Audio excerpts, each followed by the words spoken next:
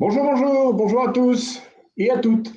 Bienvenue, bienvenue. Ravi de vous accueillir avec Véronique, toujours à Cannes ou à Nice.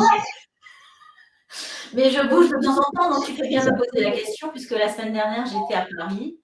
Donc j'aurais pu faire un webinaire de Paris, mais non, je suis à Cannes aujourd'hui. Bon, nickel. Et moi, toujours à Lyon. Ouais, toujours à Lyon avec un beau soleil. Alors, je ne sais pas les uns les autres d'où vous venez. Si vous pouvez nous le mettre sur le chat, ça peut être sympa. Bonjour Eric. Donc, merci de nous dire aussi d'où vous êtes. Et puis peut-être l'humeur du jour. C'est quoi ton humeur du jour, Véronique? Écoute, elle est assez calme. Voilà, une humeur calme, tranquille aujourd'hui. Apaisée, Bon, apaisée, je dirais. Voilà. attends, mais moi j'ai un peu d'excitation là. Il va falloir que je régule ça. J'ai un peu d'excitation, un peu de gros plaisir de retrouver tout le monde et de présenter le webinaire d'aujourd'hui. Ah, on a un gros bonjour d'Hélène Lemaire, de Laurine. Alors il y en a là, dont je sais d'où vous venez. Alors Hélène, Marseille. Marseille, j'imagine que comme à Cannes, Marseille, il doit faire beau. Parce que nous, dès qu'on est au nord de Montélimar, c'est bien connu, hein, c'est le Grand Nord. C'est plus compliqué. Voilà. Alors, juste pour préciser, dans cette plateforme, vous avez un onglet questions-réponses. Vous pouvez l'utiliser pour poser vos questions comme ça. C'est plus simple pour nous de les sélectionner à la fin de l'intervention. Ensuite, il y a le chat. On va vous demander d'interagir. Et si vous voulez nous transmettre des messages au fur et à mesure, vous pouvez le faire aussi. Et il y a aussi l'onglet sondage qu'on va solliciter également pour vous faire interagir. Donc, je pense qu'on peut y aller, Emmanuel. Oui, on est dans le timing. Et bienvenue à tous et à toutes. Et puis laissez-moi donc une fois encore vous présenter Véronique Leroy. Certains la connaissent. Véronique est conférencière et formatrice depuis 9 ans. Sa force est de clarifier votre message clé. Elle vous aide à mettre de la structure, de la couleur dans vos idées pour pouvoir gagner en puissance dans vos interventions. Elle a accompagné des centaines de personnes du pitch à la conférence, que ce soit des dirigeants, des salariés, des indépendants. Véronique Leroy révèle l'intelligence de l'impact. Et je suis en duo, encore une fois, avec Emmanuel Dezeau, qui lui est un spécialiste des approches comportementales en entreprise. Emmanuel, il a accompagné, alors il est un peu plus vieux que moi, alors lui, c'est des milliers de personnes, des dirigeants, beaucoup de commerciaux et des managers, à gagner en force de persuasion en puisant dans leurs émotions et leurs intentions. C'est un alchimiste des émotions. L'école de l'authenticité, alors avec Emmanuel, dans l'école de l'authenticité, ce qu'on fait, c'est qu'on va vous aider à gagner en aisance dans vos interventions pour qu'elles soient une vraie vitrine de votre savoir-faire et un levier d'engagement. Et aujourd'hui, Pardon, vas-y 60%. Emmanuel. 60%. 60%, c'est le pourcentage à minima de personnes qui ont vécu au moins une fois dans leur vie le syndrome de l'imposteur. Dans la vie personnelle, suis-je assez bien pour elle ou pour lui? Suis-je en capacité d'éduquer un enfant? Mais aussi dans la vie professionnelle, suis-je légitime pour ce poste, pour cette mission? Suis-je en capacité de devenir conférencier? C'est la question que je me pose en 2019 lorsque j'ai l'opportunité de tenter l'aventure. Lorsque ce syndrome vous envahit, vous n'avez plus conscience de ce que vous avez réalisé. Ou plus exactement, vous attribuez tout ça à des facteurs externes, tels que la chance. La chance. Gary Player, joueur de golf professionnel de haut niveau, il vient de réaliser un parcours exceptionnel.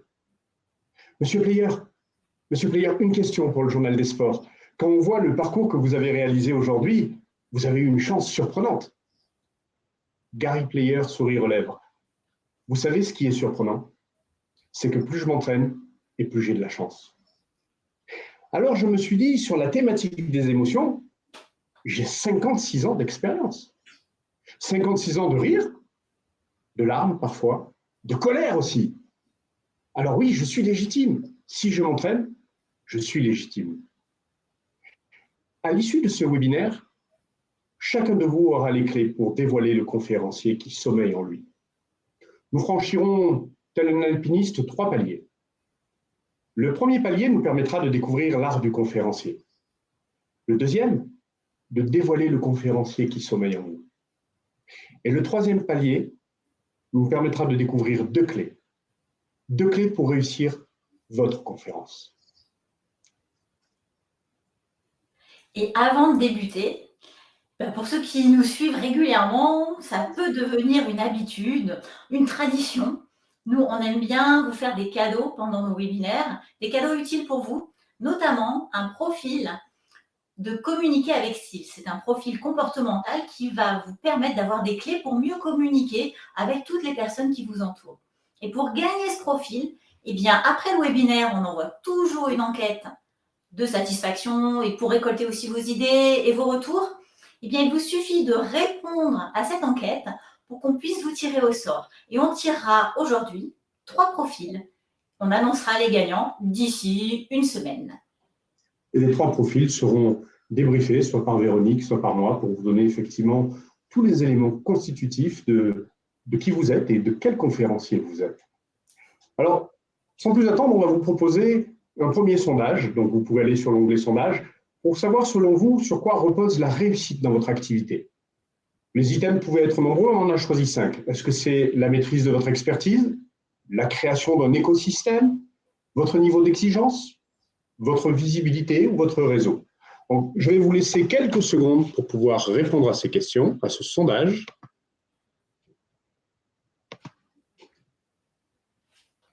On va regarder un petit peu ce qui se dessine.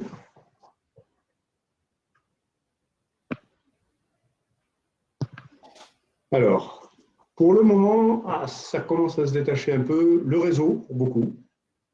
Le reste arrive à peu près à égalité entre l'écosystème, le niveau d'exigence, la visibilité. Un petit peu plus de personnes donc, pensent que l'activité va se développer, va réussir surtout par rapport au réseau. C'est intéressant. Ouais. Merci beaucoup en tout cas. Alors maintenant, ce que je vous propose, c'est d'aller dans ce premier palier, du coup, l'art du conférencier. Et là, on va aller voir comment on va tirer un trait sur ce fameux syndrome de l'imposteur. En tout cas, peut-être pas un trait total, mais un bon trait. Comment on va pouvoir... J'ai un trou, Emmanuel, s'il te plaît, aide-moi. C'est le deuxième truc, ce sera le prisme. En quoi est-ce que le conférencier aujourd'hui est un prisme de notre temps? On verra que le conférencier moderne d'aujourd'hui existait déjà auparavant. Et tu peux continuer à enchaîner. Et le troisième, c'est la posture pour parler en public de façon professionnelle. L'art du conférencier donc, va se retrouver dans ces 3 éléments. Et donc, commençons par le syndrome d'imposteur qu'on a introduit dès le début de notre webinaire. On a expliqué qu'effectivement, ce syndrome, c'était le fait de ne pas se sentir légitime. En réalité, il y a une forme de perte de confiance en soi qui engendre du doute, de l'anxiété. Et ce doute et cette anxiété, finalement, descendent notre niveau de performance, de capacité. Ça fait partie des biais cognitifs que les neuroscientifiques connaissent bien. Le biais cognitif qu'on appelle celui de Dunning-Kruger. Ce biais, selon l'étude de Dunning-Kruger, montre que les personnes finalement les moins compétentes ont tendance à surestimer leurs capacités et qu'au contraire, les gens qui sont en compétence ont tendance à les sous-estimer. Alors, je ne sais pas quel crédit vous accorderez à Dunning-Kruger, mais moi, j'y trouve un truc fabuleux. C'est qu'à partir du moment où je doute de moi, c'est que je suis super compétent. Et ça, quelque part, ça rassure. Donc, on va regarder finalement comment est-ce qu'on peut défocaliser cette croyance, ce biais, pour porter notre attention ailleurs. Sur autre chose, et du coup, on va chercher la valeur que l'on a. On va réfléchir un petit peu à tous les thèmes que l'on pourrait aborder en tant que conférencier. Souvent, on a déjà une bonne expérience ou une expérience de vie à partager, et de ça peuvent se détacher plusieurs thèmes. Et dans le thème, on va regarder aussi le message que l'on voudrait porter. Alors, pour le thème, on va faire une liste, on va se dire, tiens, je pourrais parler de ça, mais aussi de ça, par exemple des émotions, mais aussi des décisions, mais aussi du management, parce que ma vie est riche, et mon expérience aussi. Et ensuite, on va aller voir quelles sont les expériences et les compétences, et le talent finalement, que l'on pourrait associer à chacun de ces thèmes. Et en faisant ça, on va découvrir qu'on a beaucoup de valeur ajoutée. Donc, ce sera une première étape pour tirer un trait sur ce syndrome de l'imposteur. On va aussi se demander en quoi on va vraiment aider nos clients, quelle est notre différence, pourquoi on vient vous voir vous et pas quelqu'un d'autre. Et si on est dans une entreprise, on va se dire pourquoi est-ce que mes collègues viennent me voir? Deux petits trucs aussi qui peuvent aider pour se débarrasser de ce syndrome d'imposteur. La première, c'est de demander à son entourage ce qu'ils apprécient chez moi. Quand je parle d'entourage, ça peut être un entourage déjà amical. Pourquoi finalement ont-ils choisi comme ami? Quelle est ma différence? Quelle est mon unicité qui leur plaît? Mais également, ça peut être auprès de vos clients. Demandez donc à certains clients pourquoi ils ont choisi de travailler avec vous. Et donc, apprenez à accepter le compliment, pas le rejeter. Si d'autres ont cette vision, ce prisme, c'est que ça fait partie de vous aussi. Le deuxième truc, c'est de se détacher du regard des autres et de capitaliser sur les critiques. Vous voyez, très souvent, plus jeune, quand je jouais au foot, on m'a fait comprendre que je n'étais pas spécialement un bon membre dans l'équipe, si l'objectif est la victoire ou de marquer des buts. Mais finalement, j'ai accepté ça. J'ai continué parfois à jouer au foot avec des amis, mais juste pour le plaisir, en étant conscient que je n'étais pas un joueur clé. Finalement, Marc Aurèle le disait très bien. Les critiques des autres, on pourrait plagier Marc Aurèle en disant qu'il faut apprendre à travers ces critiques à améliorer ce qu'on peut améliorer, même s'il faut du courage pour ça. On pourrait aussi accepter ce qu'on ne peut pas améliorer et prendre la sérénité d'en faire la différence. Donc, demandez ce qu'on apprécie chez vous. Capitalisez sur les critiques sans donner de l'importance au regard des autres. Ce regard ne change pas qui vous êtes. Oui, juste pour ajouter quelque chose, c'est vrai que la plupart des conférenciers, moi, que j'ai rencontrés, ils ont eu, à un moment donné, ce syndrome de l'imposteur, malgré des parcours qui étaient parfois époustouflants. Et ça peut aussi rassurer beaucoup de gens. Alors, le deuxième point, on l'a dit, c'est le conférencier est un prisme de notre temps. De tout temps, les conteurs ont existé. Ils participaient à la transmission culturelle orale en racontant des histoires. Les orateurs grecs, ils avaient élevé la prise de parole publique à un art qu'on appelait l'art oratoire, l'art de la rhétorique. Et aujourd'hui, les conférenciers ne sont jamais que des conteurs du temps moderne. Ils vont amener par leur thématique sujet à réflexion, à inspiration, à divertissement peut-être aussi. Regardez les enfants quand vous leur racontez une histoire. Mais le plus intéressant, c'est regarder les parents des enfants quand vous racontez une histoire à ces enfants. Ils se replongent là-dedans aussi. Le conférencier est un conteur des temps modernes. Son rôle, c'est d'apporter son prisme, sa vision, son vécu, son histoire sur notre société afin de nous faire réfléchir. Et aujourd'hui, après cette période, et on est encore toujours dedans d'ailleurs, cette période de Covid, où on a été pas mal marqués, choqués et beaucoup éloignés les uns des autres, les gens ont besoin de se retrouver. Et un événement avec une conférence, c'est aussi un moment où on va partager et où on va s'inspirer. Et on en a tous grandement besoin aujourd'hui. Alors un conférencier, c'est aussi quelqu'un qui parle avec une posture professionnelle. Souvent, quand on me dit conférencier, professionnel, c'est quelqu'un qui donne que des conférences. Ben non. Un conférencier, c'est un écosystème. Donc, il va donner des conférences, effectivement, de façon professionnelle, mais il y aura aussi d'autres choses pour alimenter son activité. Pour tout vous dire, c'est à peu près 7% des conférenciers dans le monde qui ne font que donner des conférences. Les autres, ils ont d'autres activités. Ils peuvent être formateurs, consultants, ils peuvent être indépendants, ils peuvent être managers, dirigeants. Ils ont tous une autre activité. Et c'est comme ça qu'ils puisent aussi leur inspiration. C'est dans leur activité qu'ils puisent leur inspiration. Un conférencier professionnel, alors pour parler de façon professionnelle, eh bien, il y a des petites choses à savoir. Déjà, on va trouver l'équilibre entre le fond et la forme.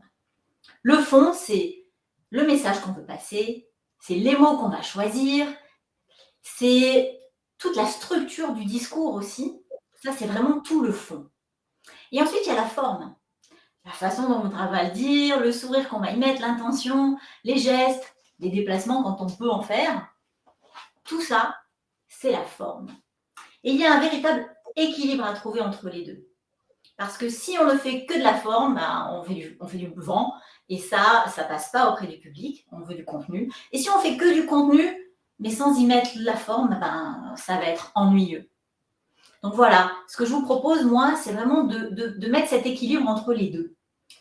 Pour vous donner quelques clés, un discours à l'oral, une conférence, c'est l'oral. Donc, quand vous allez réfléchir à votre conférence et commencer à l'écrire, à trouver les phrases et à travailler le fond, parlez-la, écrivez-la comme si vous la parliez, avec votre style évidemment, mais votre style oral. Comme ça, vous n'aurez pas besoin ensuite de transposer les écrits à l'oral. Si vous dites, par exemple, « Je suis empli d'émotions quand je suis arrivée et que j'ai vu mes collaborateurs ». Ça, c'est de l'écrit. À l'oral, vous pourriez tout simplement dire « Je suis émue à la vue de mes collaborateurs ». Vous voyez la différence? Donc, écrivez votre conférence comme si vous alliez déjà la parler. Attention toutefois à une chose, beaucoup de personnes ont le sentiment d'être à l'aise dans la prise de parole. C'était mon cas d'ailleurs avant d'entamer ce parcours-là. Et très souvent, quand on est à l'aise, on se dit « c'est pas grave, je vais pouvoir improviser ». Je me souviens d'un directeur commercial dans une banque mutualiste, avec qui je m'entendais bien, mais qui très souvent venait ouvrir les formations que je devais réaliser et qui était toujours dans l'improvisation, parfois sublime, parfois catastrophique. Alors attention de ne pas confondre agilité et improvisation. Lorsqu'on prend la parole, il y a un enjeu. On veut pousser à l'action, on veut amener à faire quelque chose. Donc si on veut réussir cet enjeu, cet objectif, cela demande de la préparation. L'agilité consiste plutôt à rebondir, interagir lors des questions-réponses ou créer des interactions, on le verra pendant la conférence. Mais une agilité repose forcément sur une structure sur laquelle on va s'appuyer et également sur la préparation. S'entraîner, s'entraîner, s'entraîner. Alors, on a vu l'art du conférencier avec ses 3 facettes. Alors, il y en a d'autres, mais c'est celle qu'on a choisie aujourd'hui. Maintenant, on va voir comment on peut dévoiler le conférencier qui est en nous.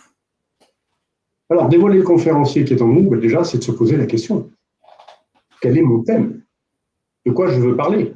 Moi, je voulais parler des émotions. Mais quel est le vôtre? Et dans ce thème, quel est le message que vous portez, que vous voulez porter, qui sera au service de ce que vous voulez passer? Si on peut prendre quelques exemples, Ludovic Kosloff parle d'efficacité relationnelle. Et son message, c'est que chacun est responsable de la relation qu'il a vis-à-vis de soi et vis-à-vis des autres. Jacques Plantin parle des émotions. Et son message derrière, c'est que les émotions vont nous servir à mieux rebondir, à réussir notre changement. Patrick Mougillon parle de stratégie. Et le message derrière est de quelle façon la stratégie est un vecteur de sens et de mobilisation des équipes. Et des exemples comme ça, il y en a plein, Véronique. Tu en as sûrement aussi de ton côté. Oui, mais là, ce que j'aimerais rajouter, c'est qu'un conférencier, il va avoir un thème principal. C'est un petit peu comme soit un chapeau ou le toit d'une maison. On va dire le toit d'une maison.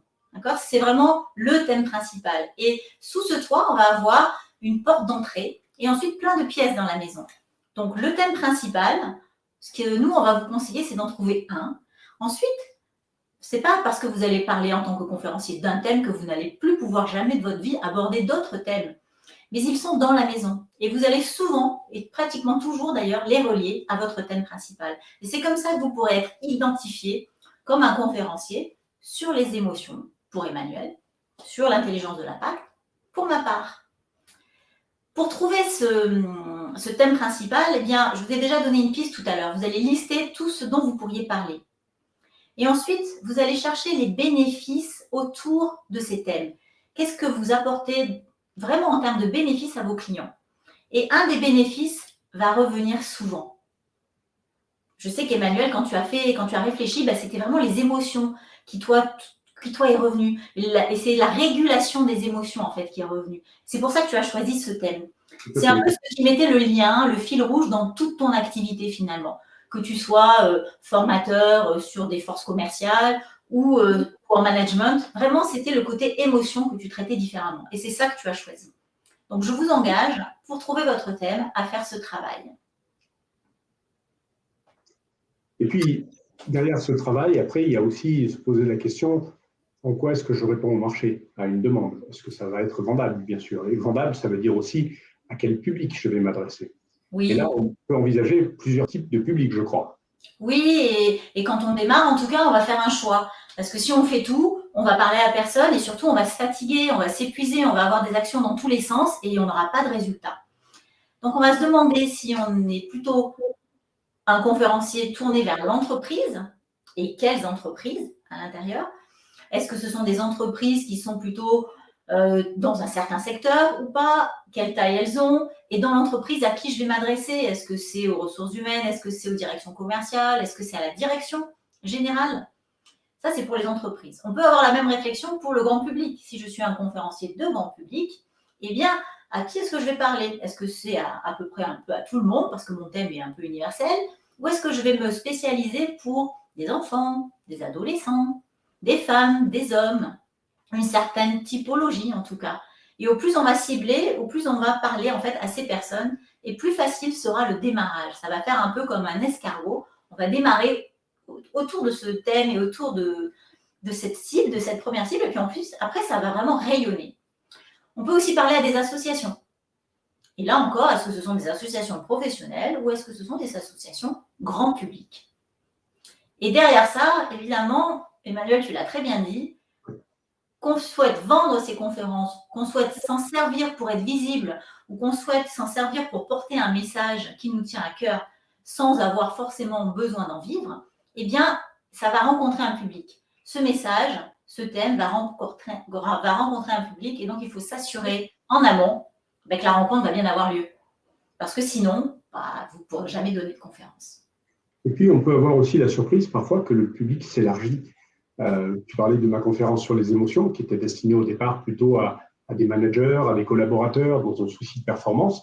J'ai eu la surprise finalement d'intéresser un groupe scolaire qui travaillait sur les émotions. Et aujourd'hui, je fais cette conférence aussi auprès d'un très très jeune public qui travaille sur les émotions et avec laquelle la conférence vient alimenter un petit peu leurs réflexions et leurs échanges. Tout à fait. Il peut y avoir des passerelles, mais au départ, il y a un choix. Et les passerelles se font quand vous commencez à rayonner sur votre thème. Donc, on vient vous chercher. Et là, évidemment, si vous avez envie, vous y allez. Exactement comme toi, tu as fait. C'est aussi penser à un écosystème, Emmanuel. Oui, c'est un écosystème. Et Véronique disait tout à l'heure, seuls 7% des conférenciers dans le monde vivent de leur simple conférence. C'est la différence entre être un conférencier professionnel et un professionnel de la conférence. Le conférencier professionnel est quelqu'un qui va faire des conférences de façon professionnelle. Et ces 93%-là, l'intérêt de la conférence, c'est de gagner en visibilité en créant et en alimentant un cercle vertueux au sein de cet écosystème. Cercle vertueux qui est, selon l'activité que je fais. Ça peut être de la formation, ça peut être du coaching, je peux avoir écrit des livres, ça peut être plein de choses. Ça peut être, pour certains, de thérapeutes aussi qui veulent donner de la visibilité à leur activité. Eh bien, ça alimente ce cercle vertueux. Par exemple, certains formateurs qui vont intervenir sur un sujet tel que la vente, la commercialisation, vont alimenter par leurs conférences les formations qu'ils vont vendre derrière, vont donner de la visibilité aussi par les livres qu'ils vont avoir écrits. Et tout cet écosystème va permettre de faire vivre l'activité. Oui, là, on a mis quelques exemples. Il peut y en avoir d'autres. Par exemple, Michaela Mer, qui est une conférencière CSP. Donc, CSP, c'est Certified Speaking Professional. C'est un label qui est décerné dans le monde. Et il y a très peu de CSP dans le monde. Elle est avant tout conférencière. Mais elle a aussi des formations et des ateliers. Et elle est auteure. Donc, en fait, elle, son écosystème tourne autour de ça. On a d'autres personnes qui vont être, par exemple, un dirigeant qui souhaite donner des conférences sur l'innovation parce que son entreprise est une entreprise dans l'innovation, eh bien, il va choisir le thème de l'innovation. Il ne parlera pas de son entreprise dans ses conférences. Par contre, ses conférences vont mettre de la lumière sur lui et sur toute son entreprise. Ça peut être le cas aussi d'un cadre ou d'un expert dans une entreprise qui va avoir une expertise bien particulière. Je me rappelle d'un monsieur qui était un spécialiste des gaz. Et en fait, on lui demandait tout le temps d'aller dans des congrès pour expliquer les différents types de gaz et à quoi ça servait. Et bien ça, c'est quelqu'un qui va devenir l'ambassadeur de son entreprise avec la conférence. Alors, à ce stade-là, on va vous proposer un nouveau sondage pour voir quel type de message vous voulez porter, vous voulez partager. Ce type de message, ça peut être une expérience de vie, ça peut être peut-être aussi une expertise professionnelle, un sujet de société qui vous touche et sur lequel vous avez des choses à dire, ou peut-être autre chose. Donc, je vous invite à, comme tout à l'heure, aller sur l'onglet sondage et de participer à celui-ci.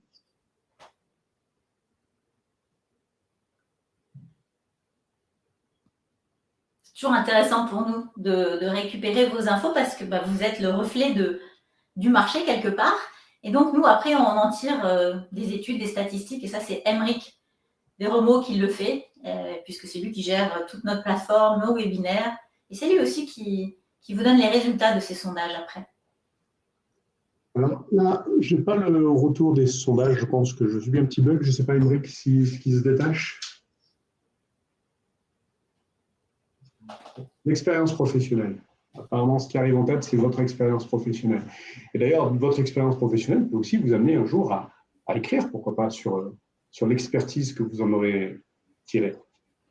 Alors souvent, quand on a l'expérience professionnelle ou l'expertise professionnelle, en fait, souvent quand on veut partager ça, on va être un conférencier plutôt de contenu. Quand c'est une expérience de vie, ça va être plutôt un conférencier motivationnel. Et comme tu le disais, il y a aussi des conférenciers de divertissement qui vont avoir envie de faire rire tout le monde, mais toujours, en tout cas, avec un message. Et finalement, c'est un peu l'équilibre entre contenu, divertissement et motivation qui va faire votre patte, votre touche de conférencier. Oui, je vais me permettre un clin d'œil pour illustrer le conférencier de divertissement. On est un petit peu à cheval, mais je pense à Alex Si, par exemple, qui fait des apports, qui touche aux neurosciences et qui fait en même temps du spectacle de magie et qui est plutôt bluffant. Ça me permet de faire la jonction aussi avec deux clés importantes pour réussir votre conférence. On vous avait promis de voir ces deux clés. La première, c'est de capter l'attention. De capter l'attention dès le début, dès l'introduction. On parle de prendre la parole. Prendre la parole, c'est aussi prendre le public, c'est prendre le lead. Donc, il faut être là tout de suite. Et donc, par rapport à ça, Véronique va vous montrer quelques éléments qu'il faut éviter et quelques éléments plutôt vers lesquels il faut aller. Oui, parce que quand on arrive sur scène, la première chose que l'on va avoir envie de faire, en tout cas quand on est conférencier, c'est se connecter à l'autre. Et pour se connecter à l'autre, bien, il faut aller directement dans le sujet. Moi, je vois souvent, trop souvent, des gens qui arrivent sur scène, qui se présentent. Alors, ça peut être très court, ça, c'est pas trop grave encore, mais bon, c'est quand même un peu embêtant. Ou ça peut être une présentation style CV, où là, ça va durer, c'est comme si on faisait tout son parcours et toutes ses réussites. Mais en fait, votre public, quand vous êtes en conférence, il n'est pas là pour ça. Il est là pour écouter votre message, il est là pour avoir vos contenus et pas beaucoup de blabla sur vous parce que finalement, c'est du blabla. Et ce qui se passe quand on fait ça, c'est qu'on déconnecte avec son public parce qu'on parle de soi sans s'intéresser à lui. Ce qui se passe, c'est que la plupart des gens vont retourner sur leur téléphone, se tourner pour parler à leurs collègues à côté d'eux. Et après, c'est très compliqué de recapter l'attention. Une autre chose aussi que j'entends de temps en temps, c'est « Excusez-moi, en fait, j'ai pas eu trop le temps, j'étais trop surchargée en ce moment et donc j'ai pas pu trop préparer cette intervention. » Si c'est le cas, assumez-le et allez-y avec ce que vous avez. Mais votre public, il n'est pas là non plus pour entendre ce genre de choses. Alors, qu'est-ce qu'on fait pour éviter ça? On va directement dans le cœur du sujet.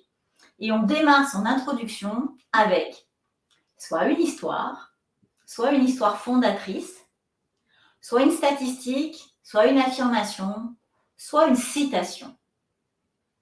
Les deux premières propositions, histoire ou histoire fondatrice, ce sont les plus complexes à mettre en œuvre parce que pour pouvoir raconter une histoire et surtout la vivre, il faut avoir un petit peu d'entraînement et les bonnes astuces. L'histoire fondatrice, c'est encore plus que ça puisqu'elle va vous impliquer émotionnellement, c'est la vôtre d'histoire. C'est celle qui fait que vous êtes là aujourd'hui, que vous pouvez être par exemple un conférencier sur les émotions ou un conférencier sur la stratégie. Qu'est-ce qui a fait qu'à un moment donné, vous vous êtes dit « je vais parler de ça ». Et souvent, cette histoire, elle vous touche beaucoup et elle est puissante auprès de votre public parce qu'elle vous donne toute votre légitimité et elle leur permet de s'identifier. Quand on choisit une affirmation ou une statistique, c'est ce qu'a fait Emmanuel au début, puisque nous, on a choisi de faire le début de ce webinaire, en tout cas en format introduction de conférence. Il vous a dit 60%. C'est le pourcentage minimal des gens qui ont vécu au moins une fois le syndrome de l'imposteur. Ce 60%, eh bien, c'est un choix, c'est une statistique. Vous pouvez aussi utiliser donc des citations, enfin une citation, pas 50, une. Et ça va aussi projeter les gens dans un autre univers. Donc, c'est aussi sympa. Le tout, c'est très important de s'en rendre compte, c'est que, quels que soient les éléments de votre introduction, elle doit aboutir, cette introduction, à votre message, puisqu'une conférence, elle s'articule autour d'un message, et dès le début, dès l'introduction, on est dans le message. Cette introduction, elle soutient votre message. J'ai envie d'être un peu provocateur là, puisque tu as quand même bien mis le poids sur la nécessité de l'introduction. Un peu comme on avait fait la dernière fois, je vais vous proposer un petit concours, un petit défi. Pour ceux qui le veulent, on va envoyer à la fin du webinaire une enquête de satisfaction. Et ça serait pas mal, tiens, que vous nous fassiez part d'une introduction de conférence. On va faire un concours là-dessus. Vous allez faire un petit concours. Faites-nous une introduction de conférence, les 2-3 premières minutes. Avec Véronique, on les regardera, on les étudiera. On vous promet de répondre à tous pour vous donner quelques indications, quelques éléments clés qui peuvent vous aider à travailler. Mais celle qui nous aura bluffé, si Véronique t'en est d'accord, parce que c'est toi qui es auteur du livre, je vous offrirai un livre de Véronique pitché. Soyez percutant. C'est OK avec ça? C'est une bonne idée, Emmanuel. Et si jamais tu as l'occasion d'être à Lyon, ça sera même dédicacé à la personne qui aura gagné. Donc, gardez ça dans un coin de votre mémoire et quand on vous enverra l'enquête, pour ceux qui veulent participer, renvoyez-nous une introduction de conférence. Bonne idée, Emmanuel. Merci. Et donc, en fonction finalement de l'introduction que vous choisissez, vous allez pouvoir choisir aussi une posture. Tu m'en dis plus? Oui, je vais t'en dire plus. Il y a deux types de postures qu'on peut regarder. Il y a d'abord la posture qu'on appelle assertive et inspirante, celle qu'on prend justement quand il y a une statistique. L'important, c'est de ne pas être comme un lion en cage, de ne pas faire perdre l'attention du public par vos mouvements, donc d'être ancré. En fait, les pieds sont vraiment dans le sol. On verrouille un peu les genoux et le bassin. C'est le haut du corps qui va accompagner la parole. Et là, on va pouvoir faire notre introduction avec une posture qui est présente, avec l'intention d'être avec le public. La deuxième, qui est peut-être plus délicate, c'est ce qu'on va appeler une posture intime. Elle est plus délicate parce que pour le conférencier, c'est quand même quelque part se mettre à nu. Et à ce moment-là, il faut qu'elle soit en corrélation avec votre message. Alors pour vous en donner un exemple, je vous parlais tout à l'heure de ma conférence que j'ai dû adapter à un jeune public. Et le jeune public, il est très exigeant. Et je peux vous dire que j'avais une dose de stress quand même assez importante. Et j'ai cherché une astuce pour gérer ce stress, et l'astuce que j'ai trouvée, c'est concrétisée dans cette posture de départ. Je rentre sur scène en ayant une posture intime et en parlant de ma peur. Je ne sais pas si vous le voyez là, j'ai un peu peur. Et le simple fait d'avoir fait ça, il y a une petite fille qui était face à moi qui m'a fait un grand sourire en me disant « Et la connexion était faite, mon stress diminuait, et c'est ce qu'on va appeler une posture intime. » C'est ça. Et tu as bien fait de choisir ça parce que ça t'a mis à l'aise et ça t'a permis effectivement de te connecter à ton public. Et c'est ça qu'il faut. C'est vraiment de se connecter. Hein. On va faire un câlin à son public, on va le prendre dans ses bras quelque part. Alors, ouais. Vas-y, je te laisse la deuxième clé, l'interaction. On me dit souvent aussi en conférence, moi j'aime pas trop, j'ai pas envie d'en donner en fait parce que je peux pas interagir. Bah, c'est faux. On va moins interagir. On va pas interagir comme en formation ou dans un atelier, mais on va quand même interagir avec son public. Parce que ça nous permet de toujours, alors soit recapter son attention, soit marquer un message, soit le faire intégrer émotionnellement ce message. Il y a plein de façons d'interagir et il y a plein d'objectifs aussi dans les interactions. Alors, de temps en temps, créer des interactions, c'est important. Et ça va aussi vous différencier dans vos interventions, que ce soit en conférence réelle ou en posture de conférencier, dans une intervention un peu plus classique. Faites interagir les gens. Alors, par exemple, une façon très simple de les faire interagir, c'est de leur poser une question et de faire un sondage à main levée. Qui parmi vous dans cette salle a déjà vécu une conférence avec des interactions?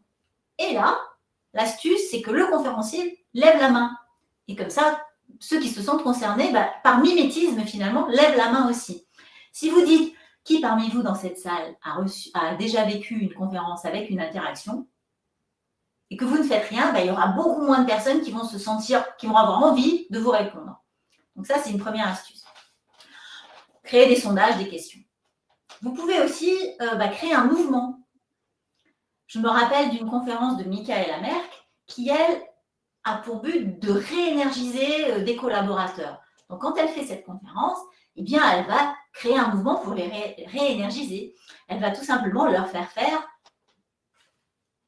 un bel oiseau. Et à la fin, elle demande à tout le monde de vraiment déployer ses ailes, vous voyez, et de faire quelque chose. Donc, vous pourriez le faire, là, tout ça, en distance. Moi, je ne vous vois pas, mais vous pouvez le faire chez vous. Et ça, c'est un mouvement. Vous pouvez aussi, à part les sondages et les mouvements, créer un exercice. Et au lieu, par exemple, d'expliquer quelque chose sur les émotions, Emmanuel, tu pourrais nous expliquer la peur, machin, je suis sûre que tu as un exercice que tu pourrais faire parce que les exercices sont courts en conférence. Donc, c'est un court exercice. Mais je te laisse la place. Il y a plein d'exercices. Il y a des exercices ou des activités qui vont me permettre de leur faire ressentir l'émotion. Là, celui que je vais vous proposer est plutôt sur l'identification des émotions. Donc, vous allez me regarder, mais je vais vous proposer, quand vous identifiez une émotion sur mon visage, de la noter dans le chat. Alors, s'il n'y a pas parmi vous que des gens qui ont fait sténodactylo et qui sont capables de me regarder en tapant sur le clavier sans voir les touches, je vous propose d'avoir le décalage et de les marquer après. Et ce n'est pas grave si vous ne les marquez pas toutes. Mais regardez mon visage, mes expressions, identifiez les émotions et reportez les deux. Imaginez, je viens de gagner au loto une somme énorme. C'est moi qui ai gagné. Mais j'imagine que les vieux copains, ils vont revenir là. Ma fille pourra se marier avec son amoureux et aller vivre sa vie à l'étranger. Finalement, je me demande si mon meilleur ami ne deviendrait pas mon banquier. Vous voyez, c'est très court. Quelques secondes suffisent à passer pas mal d'émotions. La question, alors qu'est-ce qu'on a? De la colère, surpris, inquiet, tristesse, désabusé. Ouais, c'est fou la valse des émotions qu'on peut voir en quelques secondes. Mais le fait que vous soyez attentif, créer de l'interaction, créer de la connexion, et on pourrait, au lieu de vous les faire identifier, vous les faire vivre. Tu parlais d'un magicien que je ne connais pas en conférence, donc j'irai le voir. Mais par contre, moi, j'en avais un autre de magicien et lui, par exemple, l'effet de surprise, à un moment donné, il parle du fait que c'est très important dans la vie de continuer à surprendre et se surprendre. Et quand il parle de ça, il disparaît de scène. Vous voyez, là, c'est une sacrée surprise quand même. Donc, il illustre. Alors. Donc, en fait, les interactions vont tout simplement vous servir à faire vivre une expérience à votre public.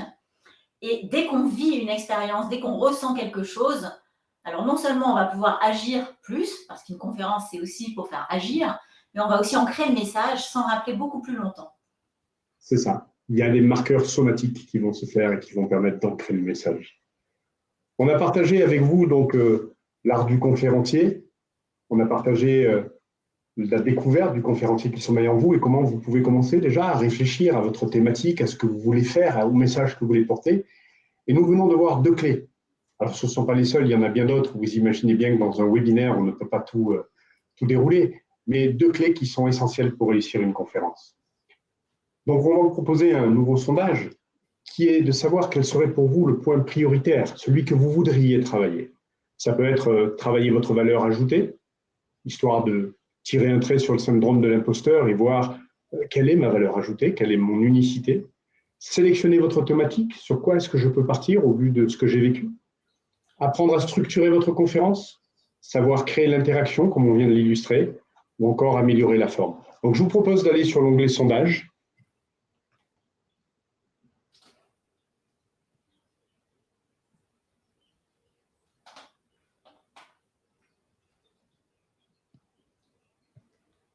Il y a déjà quelque chose qui se détache, Emmanuel? La structuration se détache bien, apprendre à structurer. Après, il y a la valeur ajoutée qui vient juste derrière. J'allais dire que c'est les 2 principales. Les autres, après, c'est assez disparate, mais les 2 principales, oui, c'est ça. C'est la structure et la valeur ajoutée. Ce qui me paraît cohérent, parce qu'en fait, c'est vrai que la valeur ajoutée, c'est quand on travaille avec des futurs conférenciers, c'est souvent le point de départ qui prend un peu de temps. Et puis la structure, c'est ce qui permet vraiment d'avoir une assise pour être un peu plus en confort. Ouais, et c'est exactement le travail qu'a fait par exemple Mathieu Salfati.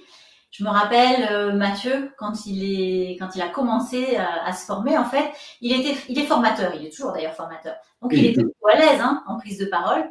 Mathieu, il avait l'habitude de parler devant 8, 10 personnes, 12 personnes, et ça se passait très bien parce qu'il est à l'aise.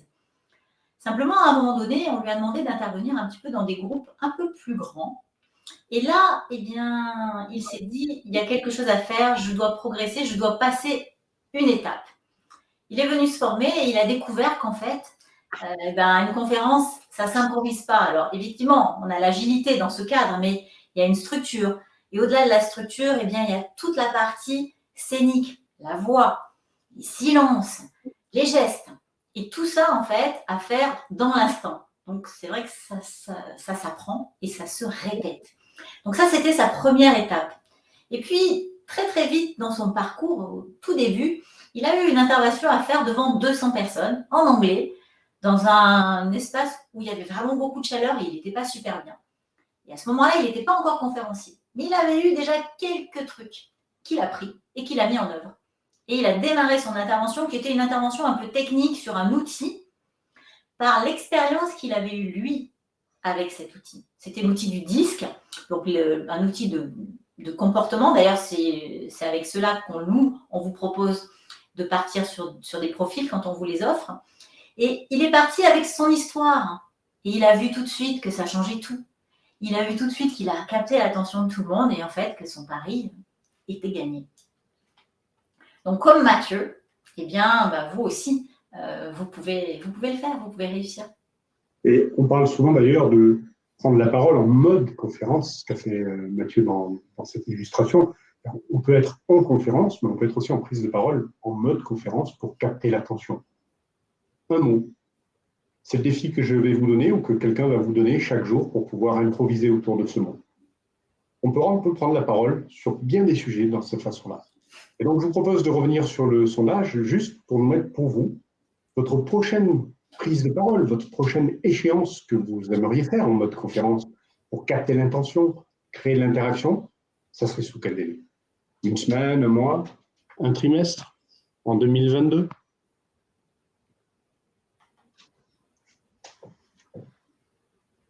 Ah, il y a pas mal de gens qui se détachent sur un mois. Et je pensais que ça serait même un peu plus lointain que ça, mais il y a beaucoup de gens qui sont sur un mois, voire un trimestre. En fait, les conférences redémarrent et voilà, c'est sûrement pour ça.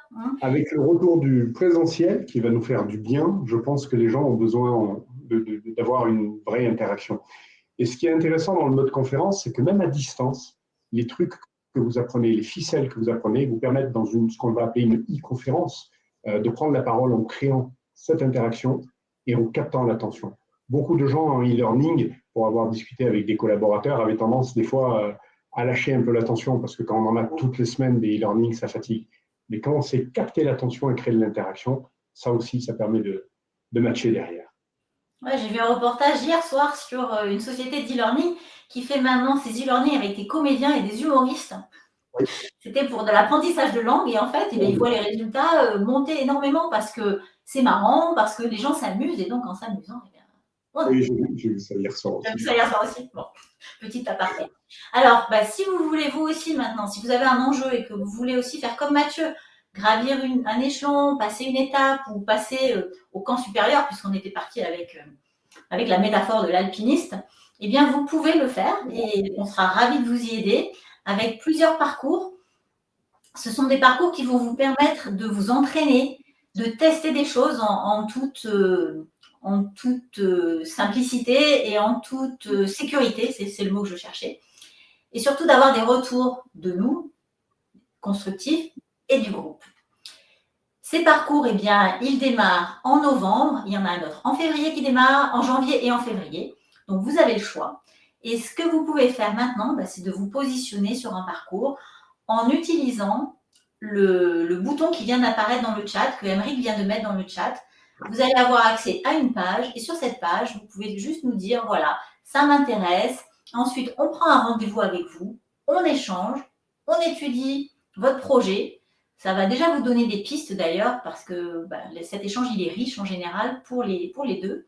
Et ensuite, vous pourrez nous rejoindre. Mais n'empêche aussi de réveiller des vocations, hein, pour ceux qui feraient le parcours sur 2 jours. Si vous le souhaitez, après coup, vous dire finalement j'ai envie d'aller plus loin, on peut tout à fait rejoindre le groupe sur les 3 derniers jours sur le format conférence. C'est tout à fait possible. Voilà, du coup, nous, on a partagé pas mal de choses. Dans ces formations, vous allez en apprendre beaucoup plus, puisque vous allez aussi surtout pouvoir vous entraîner à le faire. En gros, ce que vous allez retenir de ces formations, c'est vraiment une découverte de vous, de vos forces, de vos facteurs de motivation, de savoir comment vous pouvez capter l'attention de tout le monde, en fait, en allant dans les zones comportementales, dans plusieurs zones comportementales, parce que c'est ça, une des clés de l'attention, c'est vraiment ça. C'est d'aller s'intéresser aux besoins de chacun dans votre public pour pouvoir le combler. Vous allez apprendre évidemment à structurer, vous allez gagner en aisance sur la forme.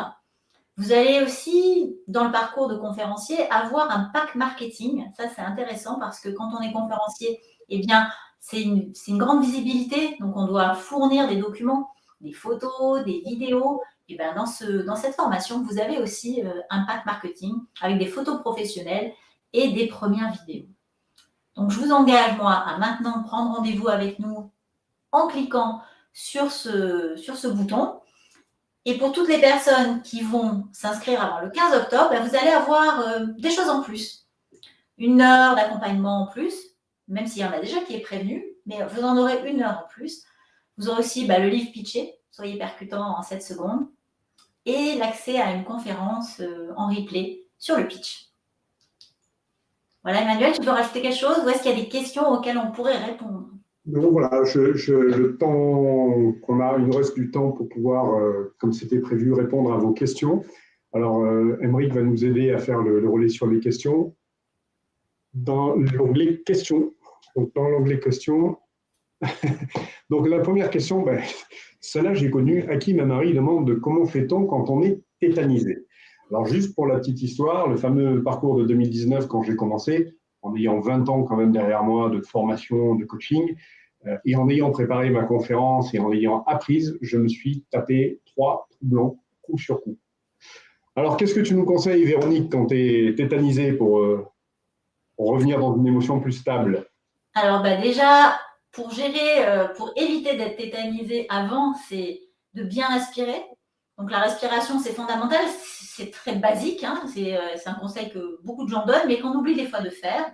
Donc respirer, d'ailleurs tout à l'heure, tu vois, j'ai oublié de le faire moi, et d'ailleurs pour donner le programme, tout simplement, j'ai eu un blanc, et heureusement que tu étais là, Emmanuel, parce que j'aurais utilisé d'autres techniques après pour retrouver, mais ça aurait été un peu plus long. Donc on respire, et on respire surtout avec son ventre, profondément. D'accord? Et ça, vous le faites avant. Déjà, la respiration, ça va vous calmer. Mais en plus, ça a l'avantage de mieux envelopper votre voix. Vous aurez une voix beaucoup plus puissante. Après, vous pouvez aussi marcher. Donc, si ça vous arrive en pleine conférence ou à pleine intervention, vous marchez, vous regardez en l'air, vous marchez. Et en général, de marcher, vous allez vous reconnecter à vous-même parce que vous allez dans votre corps. Hein. Donc, vous reconnecter à votre corps, ça va vous permettre de vous rappeler ce dont vous deviez parler. Vous pouvez aussi regarder un regard amical. C'est pour ça que tout à l'heure, je t'ai demandé de l'aide, parce que je t'ai regardé. Je me suis dit, il est là, autant en profiter. Donc, vous pouvez regarder dans la salle un regard amical. Et là, rien que de plonger vos yeux dans ce regard, eh bien, vous allez vous reconnecter à vous-même aussi. Alors, il y a aussi quand même toujours, on le répète, derrière l'importance de la préparation. Alors, Stéphanie demande, qu'en est-il des slides? Est-ce qu'on doit utiliser ou pas des slides et comment faire sans aucune note? Quand on fait une conférence, l'important, c'est vous. D'ailleurs, c'est vrai aussi en formation, hein, si tout est marqué sur mon PowerPoint, imprimez-le, donnez-moi-le, je sais lire, je le lirai, ou pas. Donc, l'important, c'est vraiment vous et ce que vous allez apporter. Alors, après, à la marge, on peut avoir quelques slides, mais très, très peu et très légères, juste par exemple un mot-clé ou une image forte que vous voulez amener, n'est-ce pas, Véronique? Oui, alors ça, c'est surtout vrai. Alors, c'est vrai dans tous les cas. C'est encore plus vrai quand on est vraiment un conférencier motivationnel où on va avoir un message fort basé sur une expérience de vie ou sur un thème qui s'y prête. Quand on est un conférencier de contenu, on va pouvoir en avoir un tout petit peu plus. Et on va surtout alterner des slides qui vont être, des diapos qui vont être inspirationnels, donc c'est exactement ce que tu dis, un mot, une belle image, avec peut-être de temps en temps, mais sans en abuser, un slide un peu plus complexe qu'on va épurer au maximum, mais par exemple pour donner une méthode, pour avoir un schéma, mais ça, il faut vraiment pas en avoir beaucoup. Et je sais que là-dessus, toi, tu es plutôt favorable à rien avoir du tout. Oui. Moi, je vais être un peu plus favorable à en avoir quelques-unes. Donc voilà, et on s'entend très bien. J'aimerais vous dire, moi, je ne veux aucune slide parce que je veux être professionnel, mais il y a aussi le fait que je suis un peu flemmard et que refaire chaque fois des slides, je ne trouve pas ça forcément très, très utile. Ensuite, le fait de la question, c'est comment faire sans aucune note. Ce qui va nous aider, c'est vraiment la structure. Il y a une structure très particulière, donc ce qu'il faut savoir par cœur, vraiment, c'est son introduction, son plan avec les transitions. Après, le reste, il faut se faire confiance. C'est-à-dire qu'une fois qu'on l'a travaillé, on connaît notre sujet. Vous n'avez jamais deux conférences qui seront exactement les mêmes dans le texte, dans les mots, peut-être même dans les illustrations. Donc, il faut se faire confiance après. Mais la première partie, c'est être bien au clair avec la structure des idées qu'on va mettre. Et donc, une conférence, on ne va pas se mentir, c'est beaucoup de travail au départ. Répéter, répéter, répéter. Une conférence de 45 minutes, c'est peut-être une fois qu'elle est écrite et validée, 10, 15 jours à la travailler, à la répéter. Par contre, le piège, c'est une fois qu'elle est faite et qu'on a fait notre conférence, de ne pas attendre la prochaine dans 6 mois pour se remettre dedans. Sinon, on recommence un effort fabuleux.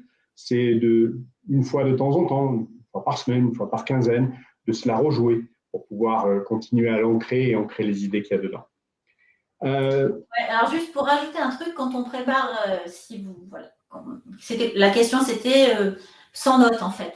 Donc sans notes, réviser, alors toi tu dis 15 jours, moi j'aime bien 3 semaines, parce que tu sais, il y a ce cycle de 21 jours où on va vraiment ancrer les choses. Donc 21 jours avant, vous commencez, vous répétez par petits bouts, n'allez pas répéter tout d'un coup, ça va vous décourager, répétez par petits bouts, répétez de temps en temps la partie 2, de temps en temps la partie 1, en mélangeant un petit peu les parties, comme ça vous donne aussi l'agilité mentale nécessaire. Et moi, ce que j'aime bien faire, c'est me répéter ma conférence quand je conduis ou quand je suis dans l'avion. Comme ça, j'ai rien devant moi et j'imagine juste tout ce qui se passe. Et ça m'ancre vraiment, vraiment bien dans mes messages. Moi, ce qu'on peut aussi, un truc vraiment bien, c'est faire un petit, avec sa main droite, c'est se mettre sur sa main droite, comme ça, comme si on avait un micro, et on va envoyer son son de l'oreille dans l'oreille droite. L'oreille droite, c'est l'oreille de l'écoute. Donc, quand on fait ça, on va envoyer les aigus, en fait, dans son oreille droite. Et les aigus, ce sont les parties sonores qui nous permettent de mémoriser. Ce qui va faire que quand on répète, alors déjà, répéter à haute voix, en marchant, en vivant les choses, et en plus, si vous faites ça, vous allez envoyer les aigus dans votre oreille droite et là, la mémoire, elle va être beaucoup plus profonde. Et ça, c'est valable pour une conférence, mais pour tout, hein, pour les enfants, pour les devoirs, pour tout. Il y a une chose aussi, quand on parle d'apprendre par cœur, c'est aussi par cœur, par le cœur. C'est là où je vous disais, il faut se faire confiance, vous connaissez votre sujet. Philippe nous pose la question, si on utilise des slides, est-ce qu'il faut bannir les bullet points, alors je ne parle pas bien espagnol, mais j'espère que toi tu comprendras, et raconter une histoire? Alors, quand on utilise des slides, oui, on va bannir les bullet points ou on va juste mettre une phrase, un mot. C'est juste sur certaines slides techniques un peu, vous voyez, où on peut enchaîner, mais vraiment ça, c'est très, très, avec parcimonie, on va dire. Quand on raconte une histoire, en général, quand on raconte une histoire, on ne va rien avoir derrière nous. On va avoir un mur, alors on peut mettre une slide noire ou très foncée, si on est dans une salle foncée, et en fait, l'attention va se porter sur vous. Ce qui va aussi permettre d'intercaler slide et pas slide. Et ça va permettre aussi de recapter l'attention, parce que dans une conférence, c'est toutes les ruptures de rythme qui vont capter l'attention. Donc, slide ou pas slide, ça va aussi capter l'attention. Ou musique, ou vidéo. Hein. Dès qu'on va faire quelque chose de différent, ça va recapter. Alors, je ne sais pas s'il y a d'autres questions. Non. Si vous avez d'autres questions, allez-y, n'hésitez pas. On a encore un petit peu de temps. Et puis, on peut peut-être remettre du coup le bouton là, pour aller sur cette page et puis vous positionner sur une date ou alors prendre rendez-vous avec nous pour partager votre projet. Ok. Je crois qu'il n'y a plus de questions. Donc, soit on a été très clair, Sur là, on a été très clair. C'est l'heure de manger. Je pense que l'appétit commence à arriver et les neurones de l'estomac commencent à réagir. Donc, merci d'avoir participé avec nous. Notre prochain webinaire sera de mémoire le 26 octobre sur démystifier la prise de parole, donc un format on va dire un peu plus traditionnel de prise de parole. Donc ça, c'est le 26 octobre. Et ensuite, le 17 novembre sur le pitch. Donc, on espère vous compter encore une fois nombreux avec nous. Je vous souhaite un très bon appétit et Véronique, je te laisse le mot de la fin. Au revoir à tous, de bonnes interventions, travaillez avant pour être vivant et présent et connecté dans l'instant. Alors juste pour la personne qui demande pour les slides, il y aura un replay qui sera envoyé par Émeric. Hein, donc tout à fait pour les slides, vous aurez en fait le replay. Au revoir et merci. À très bientôt. Bye bye.